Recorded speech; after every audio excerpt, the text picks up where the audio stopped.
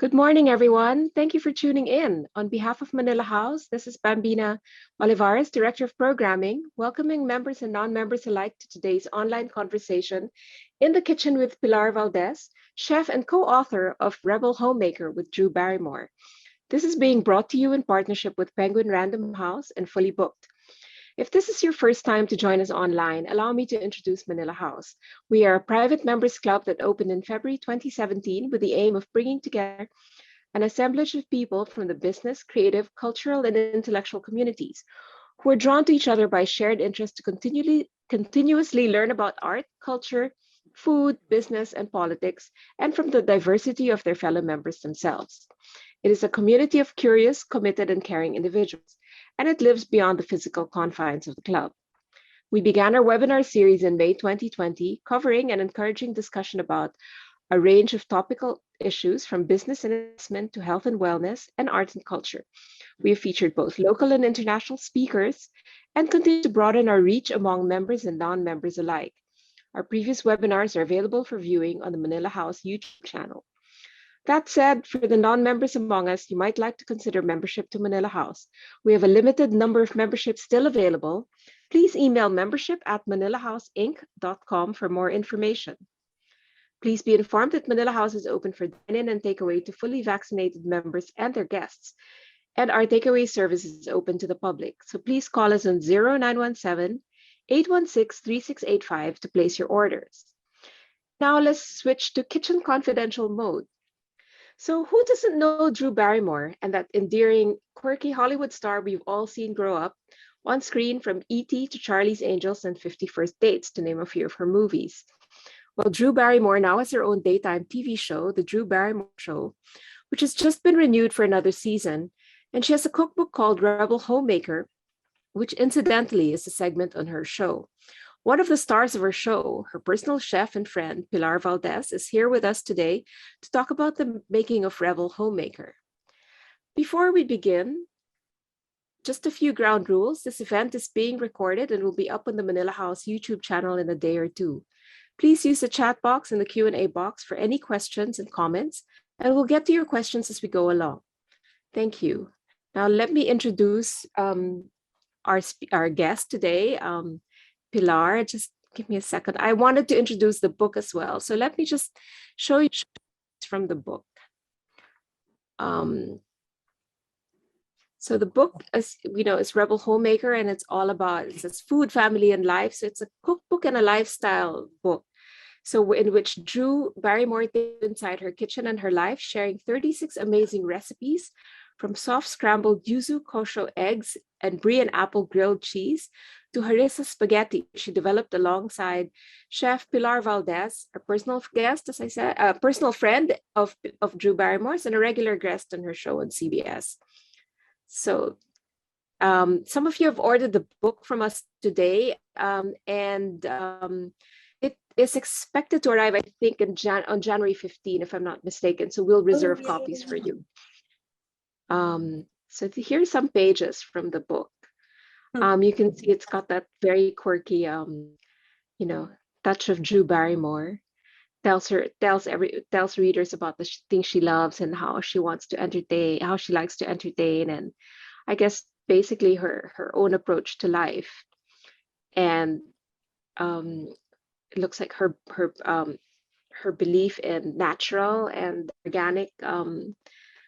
organic food, or even a lifestyle, I would say. And here's another recipe, sweet potato Florentine. So all these things are waiting for you once you receive your copy. So about Pilar Valdes, let me just tell you a bit about her. She was born, I love this introduction that she gave. She was born and raised in the sticky tropical hearth of Manila, Philippines, amidst the spin of her family's lazy Susan. She graduated with a BA from Sarah Lawrence College and spent the early years of her professional life working with young people through popular education workshops and video storytelling. In 2010, longing for both the proverbial stove of her childhood and relationships forged over shared meals, she switched careers and co-founded Kickshaw Cookery, a bespoke catering company placing a premium on carefully sourced ingredients and thoughtfully crafted menus. She currently works as a private chef and is a regular culinary contributor on The Drew Barrymore Show. And she wants us to know she's always been a good eater, sorry. And I suspect a good reader as well, huh? So ladies and gentlemen, here we have Pilar with us today. Welcome, Pilar. Thank you for being with us today, and good evening to you. It's 8 p.m. over Thank there you in. so much, Bambina. Thank you for having me, and thank you for that wonderful introduction.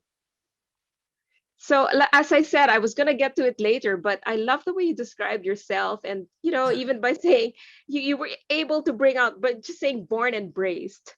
So you're able to evoke the stickiness of growing up or being raised in the tropics. And so, like I said earlier to you, I suspect, a love of food, a love of words as well. So just tell us how it all kind of came together.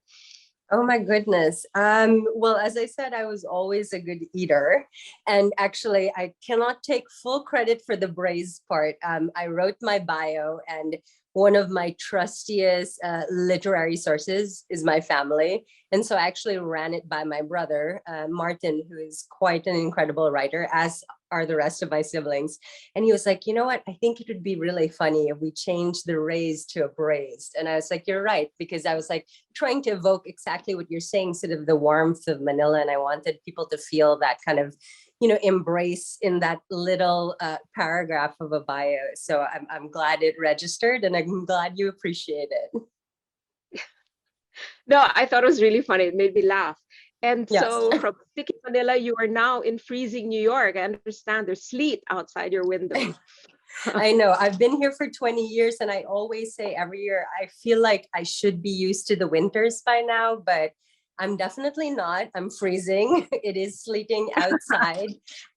So I was born and raised in Manila, and I moved to New York sometime in 2020 to actually finish my studies. I did 2 years at the University of the Philippines in Diliman, and studied mass comm, and then actually moved to take my BA, finish my BA at Sarah Lawrence College. And I've been here ever since. I haven't been cooking ever since, though. I feel like I've led a few different lives before this one, but here I am. So how did cooking come about?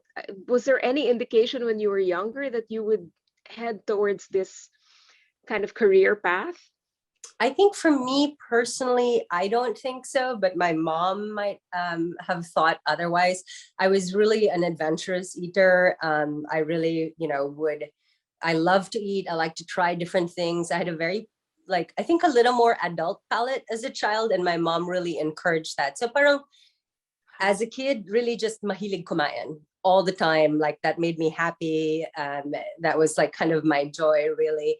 And then when I moved to New York, it was really cooking out of homesickness and necessity. It was expensive to eat out. I was on a very small college budget. And, you just sort of learn how to cook for yourself. And I wanted to cook because that's how we were raised. It was always kind of a open house mode. My mom cooked for us. She cooked for family that dropped through. She cooked for all our friends. And so I was really trying to recreate that community here in New York, because at that point I didn't have family here with me. And I actually think I started out as a pretty horrible home cook. So there is hope for us all to learn. But I just kept at it. I kept on eating and cooking and eating and cooking. And the dinner parties grew from, 2 people around the table to 8 to 40. All while I actually was working in the nonprofit world. So I was not cooking professionally at all, had not considered it at all. And I was, I had been working in the nonprofits for maybe 10 years in New York, almost 10 years. And I was considering transitioning out because I was sort of burnt out. Couldn't really figure out what to do next. And then one day my friend was like, hey, would you cater my friends, I think it was a wedding shower or a baby shower. And I was like, no one's ever paid me to cook for them before. Like that, it was a sort of strange opening, but that was a real success. So much so that people at that shower were actually coming up to me, and they're people I didn't know, Bambina. It was like the first time I was cooking for people that didn't know me. And they were like, hey, do you do this professionally? Do you have a business card? And I was like, no, I work in the nonprofit world, and they were like, maybe you should consider this. And I remember going home and calling a very dear friend of mine named Bin Lee. And she was also working in the nonprofits. And I was like, hey, you eat like me. We cook alike. We like the same things. Would you consider starting a company with me? And we'll just see how it goes. And she said, yes, thank God. And that was in 2010. And so I've been cooking professionally ever since then. But even the name of your company is a bit of a pun as well, huh? It's Kickshaw Cookery. right? And again, throwing out to my siblings. So Kickshaw means it's basically like sort of a special tidbit. It's sort of an antiquated word. I think it's like a special something, a tasty tidbit. And my sister Bea had actually recommended us exploring the use of that word, but we wanted to put it was more like a fancy word, and we wanted to juxtapose it with the word cookery, because that it was something that evoked a little more down home, I think, something a little more like convivial and relaxed. And so putting those two words together, I think really made sense to the approach of our food and how we like to cook and feed people. So when you say you cooked alike, what was Asian kind of? So Bin is Southeast Asian, so we have a lot of flavors, I think, that were touchstones. But beyond that, I think we were really committed to using farmers market ingredients, seasonal ingredients. So we were doing a lot of things that maybe flavor-wise, like there was always fish sauce somewhere, or like, lime or lemongrass and this sort of stuff. But we always had sort of a little bit of a twist on our food, in that we would bring in ingredients that maybe weren't traditionally used in certain dishes, but they were in season in the farmers market. So we wanted to kind of introduce people to that and sort of hopefully experience, a different way to eat. What would you say is your signature dish if you had to name Oh my one? gosh. I don't know if I feel like, oh my gosh. Here's the thing about being, because my background is being a caterer and a private chef, a lot of times you're really just responding to what your clients want. But I think it's less about a dish, but more about sort of, I think, approach. Like, I think there's a lot of brightness and acid in my food. There's a ton of freshness from herbs. And I really love playing with crunch and texture. So I think those things are always present in my food somehow, no matter sort of what cuisine I'm cooking or what shape or form it's taking. But do you have, so you're a private chef, right? So you do events as well? You have catering jobs, which I understand I do. dried up during the pandemic, right? Yes, the pandemic has really changed that completely, unfortunately, for many, including myself, but for many folks in the hospitality industry. The pandemic has really changed the game, and people have had to pivot or close. Unfortunately, I felt very fortunate because I was able to continue I was working on the book at the height of the pandemic, actually, as well as preparing to launch Drew's first season of her show during the height of the pandemic. So those two were sort of in the works. So how did that, how did that come about, though? The show? Meeting Drew Barrymore, did you start out like for her, or? So Drew, I was working with Drew for about a year and a half, I think. And she approached me one day, and, we really bonded over, and I think you can feel it in the book. And one aside I will say is that it's not your traditional cookbook, right? It's not like, it doesn't have 100 recipes, it's not this sort of thing, but I think it's this really sort of wonderful meditation about, a very particular time in her life. And then also sort of the food and the rituals that surround that, right? So it has a ton of her personal photographs, mine as well, her essays and recipes. So to sort of back it up, I met Drew probably a year and a half before, and she had approached me one morning. We were like hanging at her kitchen counter over breakfast and probably a pile of cookbooks.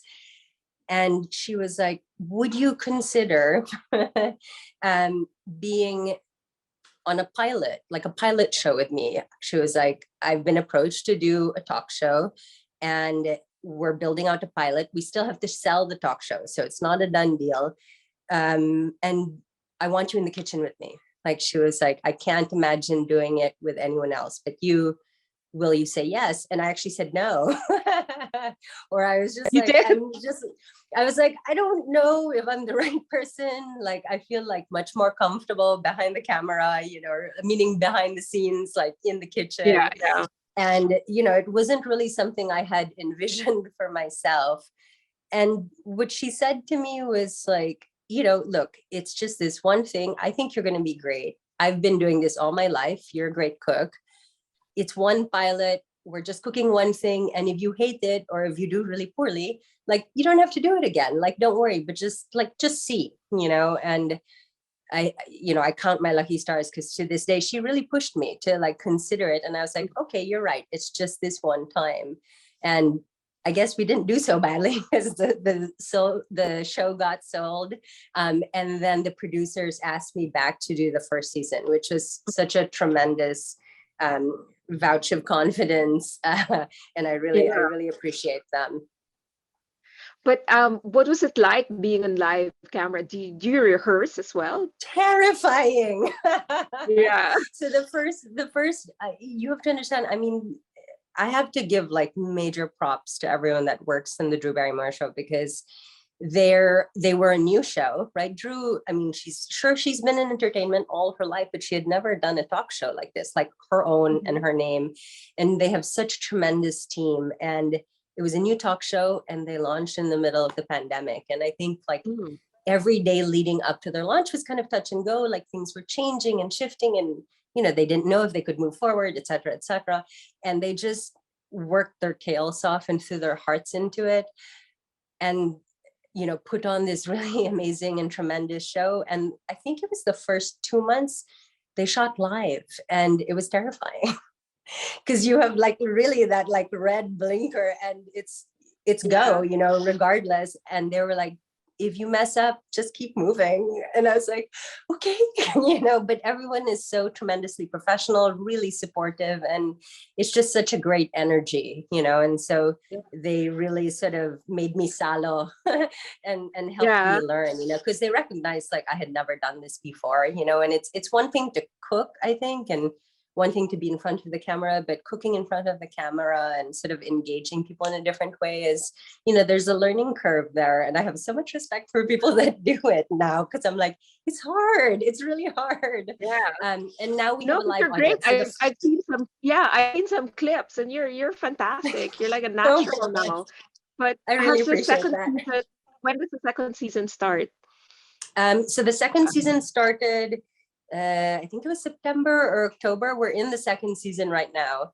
Oh, you're in the And second season. the thing that's different about the second season is that we have a live audience, which is like so tremendous. So you have like that energy of people being there and it's been really, really wonderful. Also nerve-wracking, by the way. It's like But um, is there like a kind of art or science, I don't know what to call it, too, or a kind of technique to cooking live on TV? Because let's say, for example, it takes 2 hours to braise something, using your word braise, to cook something, but you don't have the 2 hours on the show, right? So how how do you make daya, in other words? Because I know. I mean, there's a you have to lot say, of TV okay, magic. It's TV magic, right? So there's you work with the producers to sort of build out the steps for each of the recipes, that show, I think, the most action. And then you try and pull out the learning moments. And then there's usually a food stylist actually that will work with me, for example, that'll have what they call like swap outs, right? So it's like, oh, I'm gonna pour the batter of the cake into the pan and I'm going to walk it to the oven. And then there's like a magic, finished product yeah, in there. We did do, so usually that's how cooking segments run.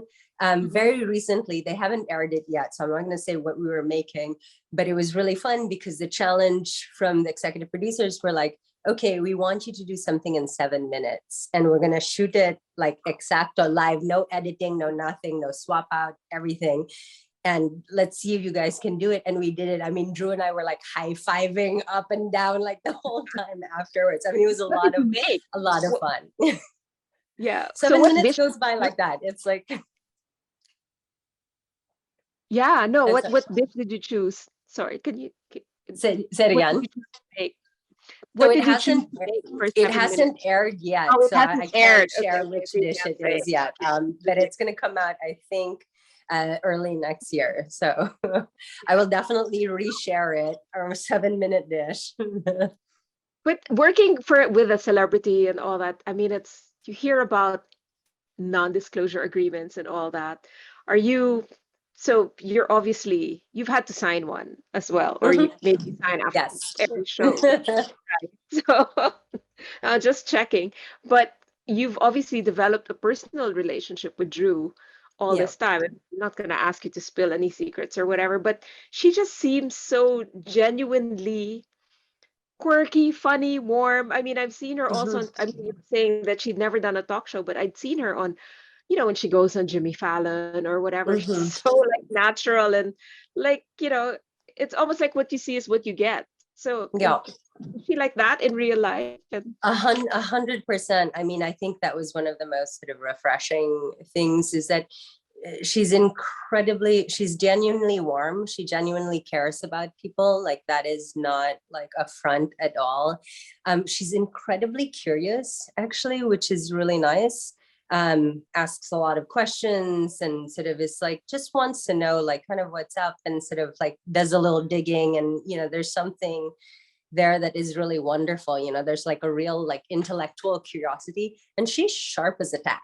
Like that woman, I mean, I know she comes off as like really goofy, and she is, and she's hilarious, but she is also really, really smart, and super, super savvy. She's this incredible businesswoman. So I have a lot of love and a lot of respect for her. yeah. But and she's had an insane life, right? I mean, she started when she was really young and she was going to like Mhm.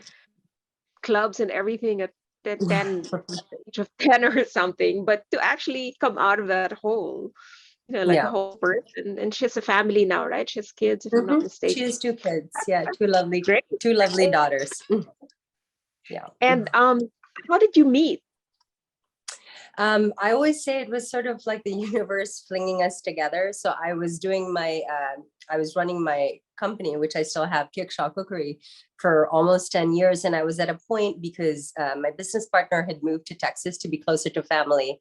And I was kind of at this turning point in my career. And I was like, I don't want to continue on catering on my own. That just takes a toll on your body and mind that I don't recommend. And I was like, do I step away from cooking? Do I sort of like figure something else out? And so I actually took a step back and started to take more like private clients, a little bit here and there, working with people on one-on-one as I was figuring out what to do with the company, I guess. And at that moment, I received an email and it was someone saying like, chef with Drew Barrymore. And I really thought it was spam. Like I was like, I can't click on this email. It's gonna like, I don't know, send me to some wacko site. I thought I was being punked. And it just so happened that, Drew was going through a very major transition in her life as well. She was moving from Los Angeles to New York. And we found each other at this very particular time. So, working with her offered a certain kind of community and stability. And she always says like meeting me, there was something very grounding about like the food and that relationship and those stories. Yeah, and that was sometime I think in 2018. Am I right? 2018, 2017, 2018. Yeah, I'm very bad with years. So yeah, and that was 2018 and here we are. Would that have been before or after? Because she came to Manila, right? Not too long ago. She was. I Was don't that know for if it Santa was. It wasn't like Clarita? I think it wasn't an official trip. I think she was spotted in SM and she was developing flower beauty and she had been I see. spotted and I all that. see. So I see. I'm not um entirely sure. I'm not entirely sure where when that trip was. yeah, but I know she came into the country like really quietly and all that, which was kind of Yeah. nice. There was fanfare or whatever. And Yeah. Yeah. yeah, so at least like, she knows the Philippines to a certain extent. Oh And no, and she adores it, and she loves Filipino food too. So yeah. And um do you have any plans of coming? I mean, 20 years is a long time to be away, right? To move home, you Is there, mean? yeah, is there something like trying to pull There's you back? always a draw. So my whole family, except for my brother and his kids and his partner, are here, and I miss my family terribly. I think one of the most devastating things about the pandemic is not being able to see them. I haven't seen them in Yeah. almost 2 years. Hi guys, they're probably all on the Zoom actually. Um, Yeah, I see and your mom and your sister. there's always that pull. Oh, hi, they're totally writing it. I love it. There's always that pull, but also, being in the US and specifically actually in New York for 20 years, I also have my husband here. We have our friends, there's a community. I don't know, in some dream world, I wish we could do a little bit of both, but there's no concrete plans just yet, just yet. Yeah. But do you often go home? I mean, pre-pandemic, would you come home regularly? Absolutely. I was really, really lucky to be able to come home definitely once a year, if not twice. I think right leading up to the pandemic, I was really trying to make it home twice a year. My sisters, Bea and Marga, both have kids, and you want to be Yeah. around as they're growing up and stuff. So it's been hard. I think the distance is really the hardest thing about this. And even being on the show and having the book come out, like not being able to be with them, to like all be like making yakap and like jumping up and down in a room together, has been really challenging, and I really Oh, miss them, but I hope I'm making them proud.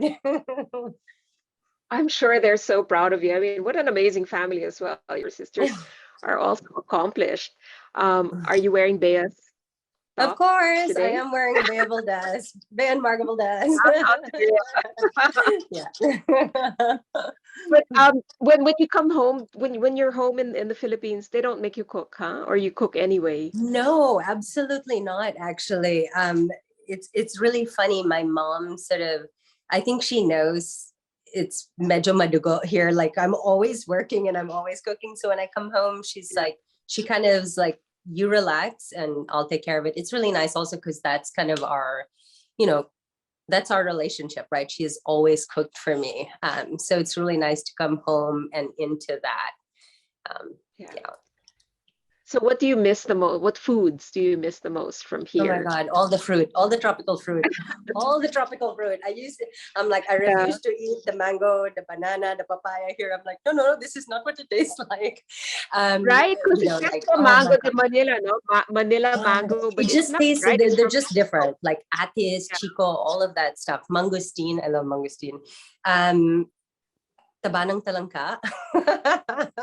Gosh, and you can't get I it. know. I'm sure you can get it in Queens, It's right? not the same. It's not the same. I have to Mhm. like smuggle it in a glass bottle and just pray that it doesn't like explode in my Yeah, yeah, malata every single time. I mean, it's like the food, my family, and my childhood friends, my dear friends that I've known since I was like 7 or 8. Like we're still all very close, and then the sun and the beaches and all of that. But it's really my family first, and then the food. Like, and all the sinigang. yeah, sinigang, right? Or sinigang or nilaga? Which one are you? I think I'm team sinigang. Actually, I'm sorry to all the Nilaga fans, but I'm totally team sinigang. I love the sour. I try and make it here. It's not bad. I make a pretty good version, but it's not the same. Yeah, I'm But sure I you do make do. it from scratch though. Yeah, and what's your souring agent? What's What my do you use? tamarind? So, but I'm able to source tamarind pods here. Yeah. Yeah, So a little tamarind, a little kamatis, and it's usually fine. A friend of mine does it with rhubarb here, which I've not tried. Um, maybe when it's rhubarb season next year, I will try yeah. that and I will report back. And have you done all the versions like with salmon and with prawn, This, sugpo, I think and the salmon, the sugpo is probably my favorite, very close to the pork one. But the salmon head, actually, the panga, was probably the first yeah. sinigang I made for my dad. Actually, I think I made it in high school or something like that. But that was like the first sinigang I had ever made, like on my own. And do you You know, do I'm like like, when you were catering, or even when mhm, you do private, your mhm. private clients, it's the whole meal that you do, like from starter to dessert, for example, or do they? It depends. I mean, if sometimes, if they'll hire me on for dinner, yeah, it's from hors d'oeuvres and then all the way through the courses and then a dessert.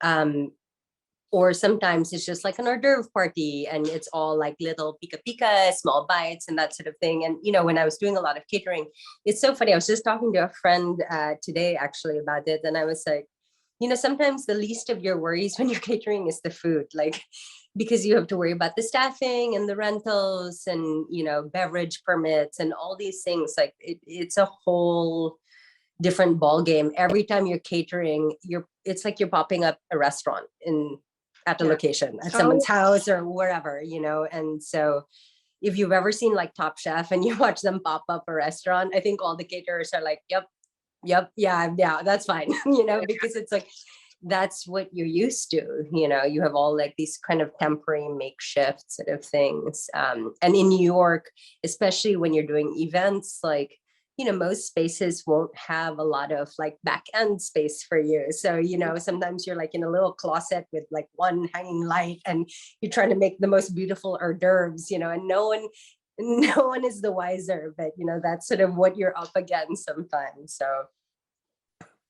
but and so you would have staff. I mean, would you have regular staff for catering that yeah, were employed yeah. I mean, to there you? was definitely a crew of folks like that I worked regularly with in the kitchen, and then as well, sort of front of house. There were like managers and captains that I worked with fairly regularly. We didn't have full-time employees. We were very sort of Oh, small and boutique. Um, but we did have a regular crew of folks that we leaned on, and we're forever grateful to, because they just took such good care of us and made us look good.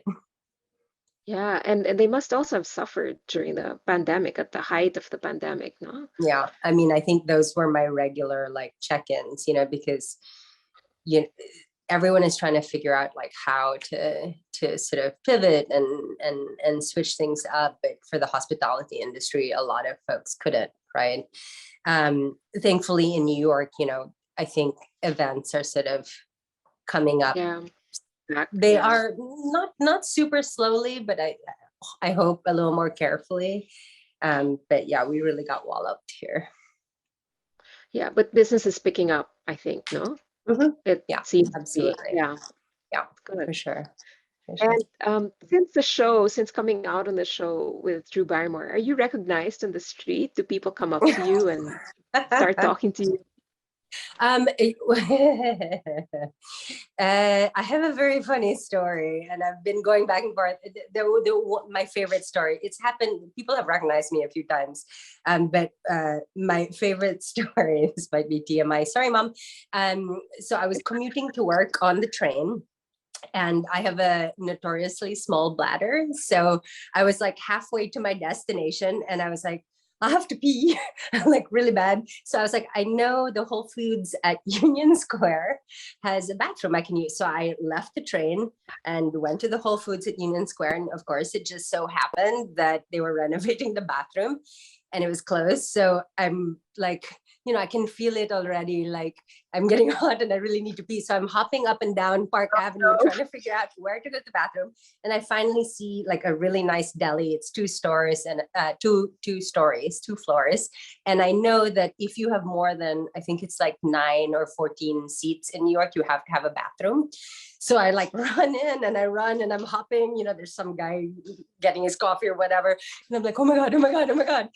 And I go up to the front and I say to the gentleman, I'm so sorry. I promise you I'm going to buy a coffee, but I really need to use your bathroom. And he looks at me and he's like, you're the cook. And so, yes, he did recognize me. He was like, go, go, go, go, go. We'll do business later.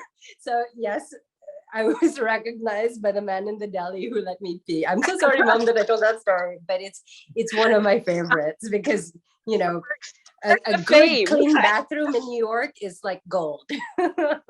Oh my gosh. Well, at least your bladder was, It was really, properly emptied. yeah. But there definitely have been people that, that have sort of come up and like been like, hey, I saw you on TV, or like, really good job. Usually in airports, actually, which is really interesting that they recognize me there because I'm like usually in like a full mask and stuff. But yeah. Wow, that's so cool. And on the show, as you said, it's in front of a live audience. After the show, is there some kind of like chica chica with the audience? They Well, get to taste the food, obviously. yeah, I mean, they usually, not always, but sometimes they will have like guests that are kind of with us that are able to taste the food, but they roll segments so quickly, you know, so it's sort of this like constant swap in, swap out. But what's really wonderful usually when I'm leaving this studio, you know, there'll be people outside and they'll be like, you know, we really loved you, or we really appreciated the dish you made today. And that's been really wonderful. Also with, you know, with the book out now in the world, like, and thank you to social media, like I've just been getting a tremendous amount of messages from people that are actually cooking from the book, which is really, which has been really, really wonderful, you know, and they'll ask questions or they'll post pictures of what they've made from the book. And I can't even explain sort of how that makes your, you know, one's heart feel. Like it just feels really good. I'm really excited to be able to share this food and to hopefully like just give a little, you know, yumminess and joy to the people that have like gone out and picked up a copy. We talked a little bit, you mentioned a little bit about how you like to cook and the freshness and the crunch, you know, the textures and the colors and all that, and the herbs. How would you describe your cooking philosophy, your approach to cooking? I like to cook food that's, I'm like, I always used to say this, I'm like, I like to cook food that I like to eat, you know, it's because for me, it's really about, I think, sharing the joy of food and really like taking care of others. It's really about sort of, you know, it sounds so cheesy. It's like the love language and the act of service. And that to me is really what drives why I cook. You know, if if I'm cooking for myself, it's not happening. I'm probably eating like potato chips, you know, over the stove, or like half a banana. But if there are people here, no matter how long like the day has been, and if they want food and they're hungry, I'm just like, that just makes me really, really happy. And that's like, that's where Yeah. sort of I operate from, you know, it's really about like kind of feeding other people. And I'm always like, you know, what are your favorite things to eat and what are the things you hate to eat? Because that's how I will build like my menu. If you're coming over and you're a guest in my home and I want to cook for you, you know, that sort of thing. So But for yourself, you're not really too keen to. not at all. No. No, absolutely not. Like literally, but I would subsist on potato chips. Oh my gosh. Yeah, I can't cook for myself. It's very, very challenging. Yeah. But in New York, people tend to go out though for meals, right? So Mhm. do you also Yeah, tend I to do think that? so. I did. I think pre-pandemic, much less so. The one thing that's really, and I feel bad for my friends about this, is that, you know, because if I'm catering or I'm doing private chefing, I am not necessarily fully sort of scratching some of my culinary curiosities. So Mhm. I actually just like to have people over at the end of the day and cook for people. So even if it's like, if I've worked however many days straight and we're like, we have one night free, I'm like, if you guys would trek to Brooklyn, I would just love to cook for you, because that way I get to play a little more, I get to experiment, I get to recipe test.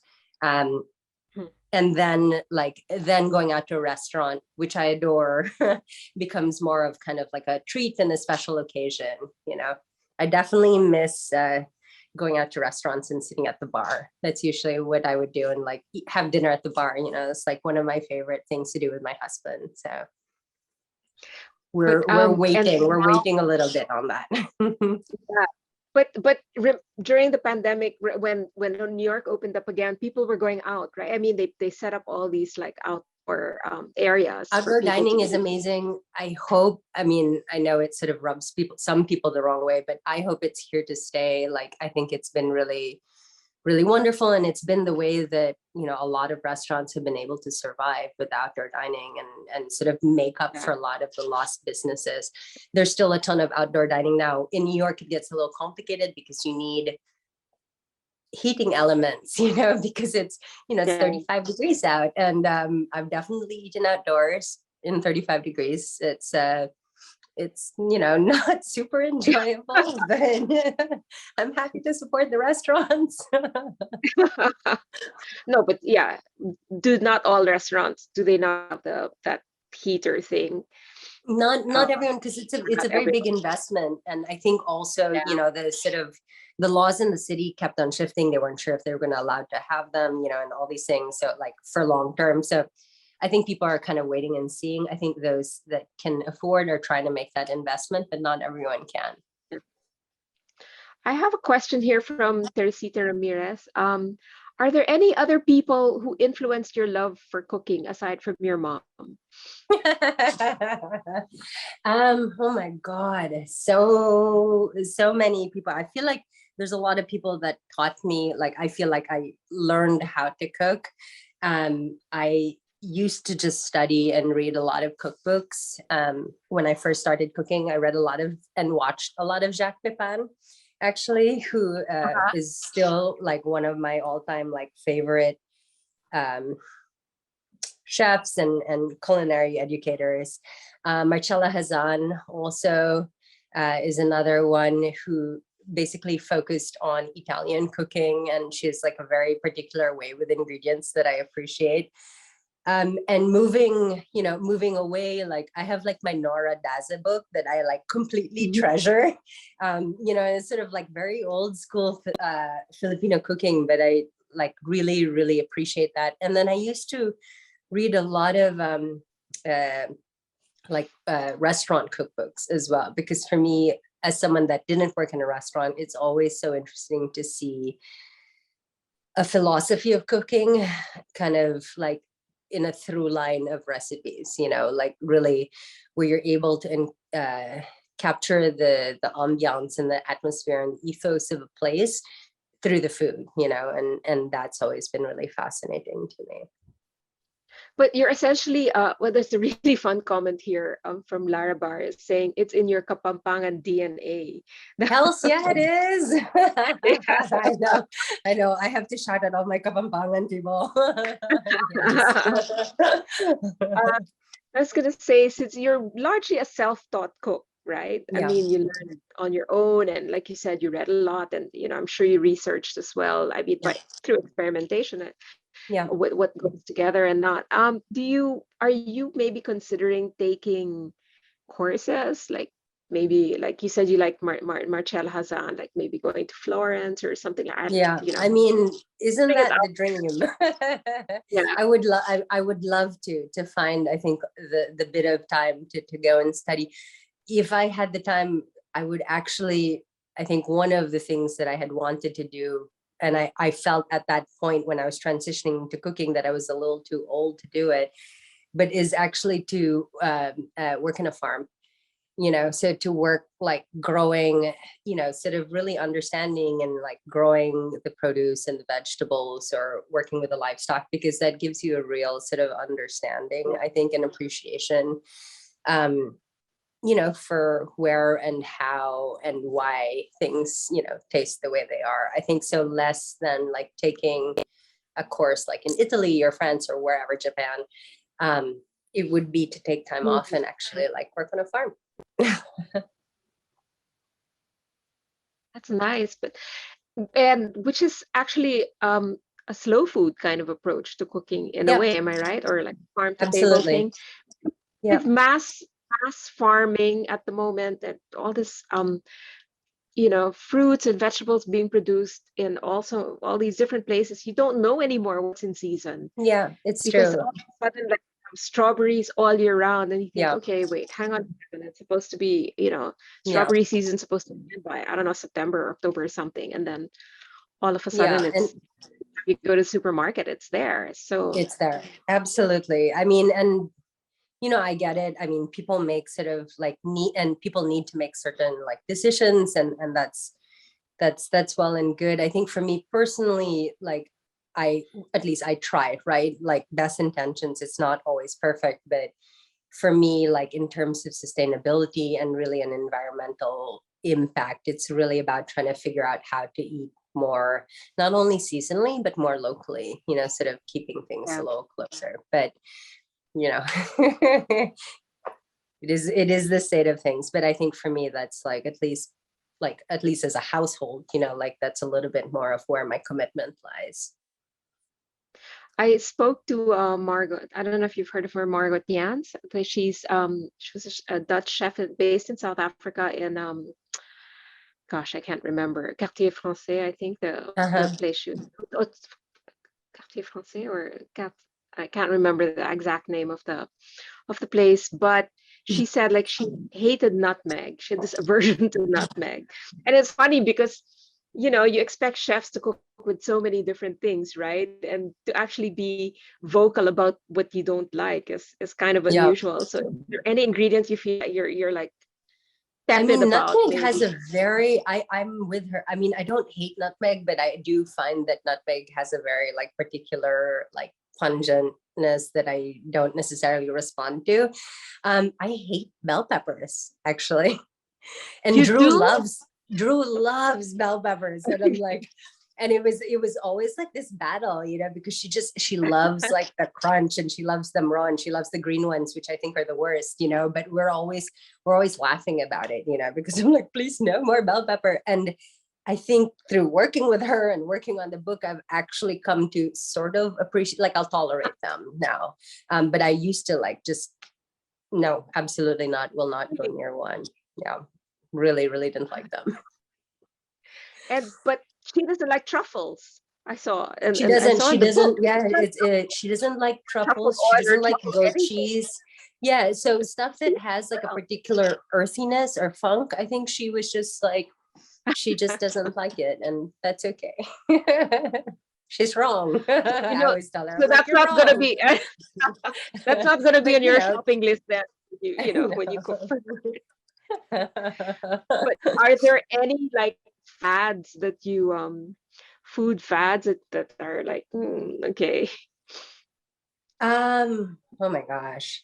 I don't know. I feel like with fads, there's always something the reason why they're popular, I like to think at least, that there's something people are taking away from. So I'm not on TikTok, that might be my age. I don't understand it. I don't know. I find it nakakaaliw, but I really don't know how to work it. Yeah, But yeah. there's a ton of food fads on TikTok, and I'm just like, I'm like, what's going on? And I'm really just like, I just mostly think I don't understand it. I don't know if I wish it away. I think it's great because it's getting people to cook. I think, I don't know if people are just watching or just doing the video. I don't know if they're eating it or cooking it, but as long as it's encouraging people to be in the kitchen in whatever way, shape, or form, I'm here for it. Yeah, I mean the advent of TikTok or social media or Instagram is like if you're looking for, you don't have to Google it for You Google a really don't. recipe and you want to make Yeah. something, you'll find, you're just scrolling through and someone tells you how to do japchae noodles or something Yeah. using. I just saw it today, share a doc, and you think, hey, that looks interesting. Save, save, Yeah. save. Yeah. Yeah, absolutely. I mean, it's so tremendous that we have this tool right now, in terms of social media, and I'm still trying to figure it out. But I think I think it's really, really amazing in terms of how it's connecting people and sort of the flow of information. And yeah. Sure. Are you yourself active on any social media platforms? I'm on Instagram mostly because I feel like for work in my business, that is probably a good thing that I am. And that's it. That's pretty much everything else. I'm like, I don't understand, or no, Instagram already takes up so much of my time, and trying to make sure that I'm posting regularly and, that sort of thing. But yeah, It's good it's for good. It's business good. as well, right? I mean, Yeah, Instagram's good for. and it's been really wonderful to be able to share, I think, my food with a larger, audience. And Yeah. that experience has been really, really wonderful, and to share about the And book and, all of that. yeah. But along the way, you said on the show there's a food stylist, but when you prepare your own food, have you along the way learned to style the food as well?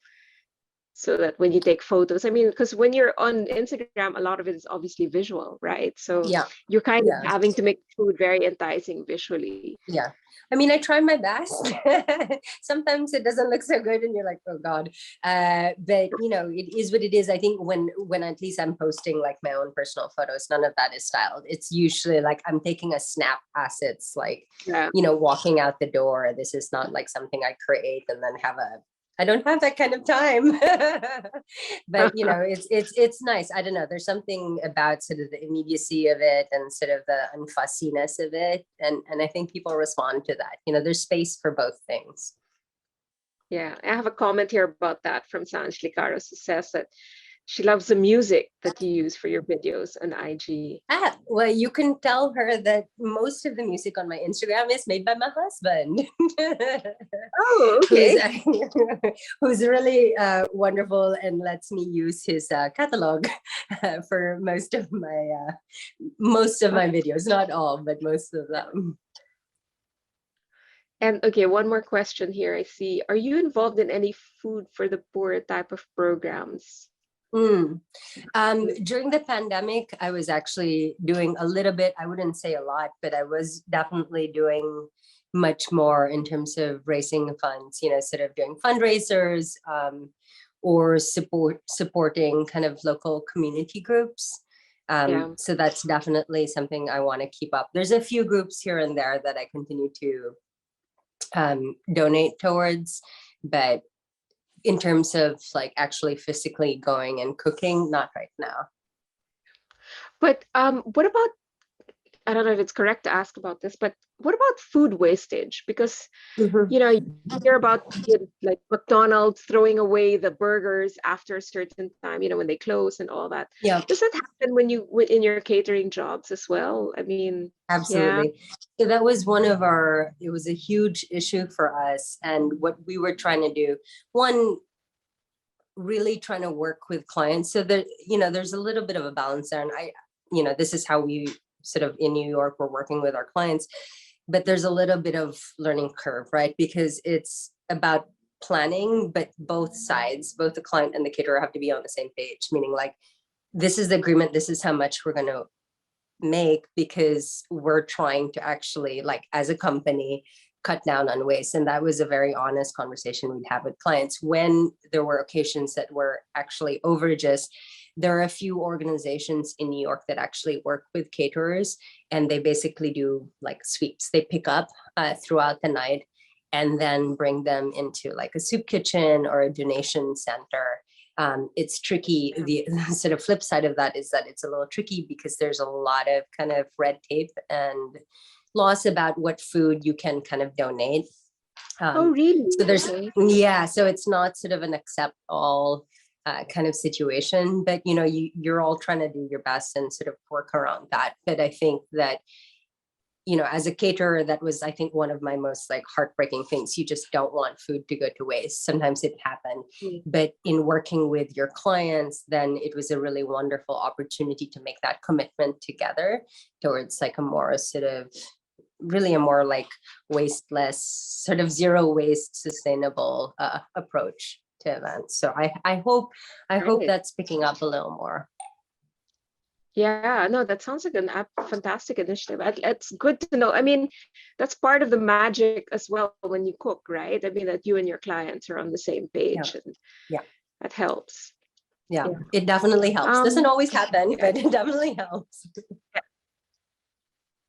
And any other celebrities you cook for aside from, I mean, I know you don't have to mention the names I'm because not you're allowed to probably in an disclose NDA. that. Yeah, yeah, no, I know, but there are. I'm I sure there are appreciate others, you right? asking. No, but I have another friend in New York that you probably know who's a personal chef as well, Noel de la Rama, Of right? So course, everyone knows yeah, Noel. of He's course, everyone lovely. knows Yeah, Noel, loves him. Yeah, isn't he like yeah, amazing? And yeah. and he would say, "Oh no, I can't meet you today because I'm, when I'd be in town because I'm cooking, for private, and and there's only I mean, he won't unless he's allowed to mention the name, like, which is the same Yeah. case with you, I'm sure. He won't Oof, say it, but then he'll say, "I'm cooking this whole week for this, actor or whatever," and I'm like, "Wow, you have to cook." I guessing mean, game. Yeah. no, no, no. But what I meant to say was that being a personal chef means they probably don't touch anything in their kitchen. So someone, it sort of, all the it food ebbs is and prepared flows. for them. Yeah. Yeah. But I wanted to ask you before we close, I mean, you should do your own cookbook, right? I mean, are there any plans towards that? Hopefully, no plans yet. I'm like wrapping up the year, like really focused on like getting, I'm gonna plug it, Rebel Homemaker. It's coming out, it's hitting Manila in January. So really focus on sort of like ushering out the book into the world, and being, focusing on being on the show. And hopefully we'll see, a little further down the line, a little something of my own as well. Yeah. Have you, in your mind, have you kind of envisioned what it might look like? Yes, but I'm very Or you superstitious. So I'm don't- like, I'm not gonna share it until like it's in my hands. Yeah. But I'm trying to dream it. I'm trying to will it into the world. Manifest it. Yeah. No, that's Indeed. great. That's a great point to close on. And Laura, thank you so much for joining us today. I know it's late in New York, and And it's it's early where you are. yeah, but it's fine.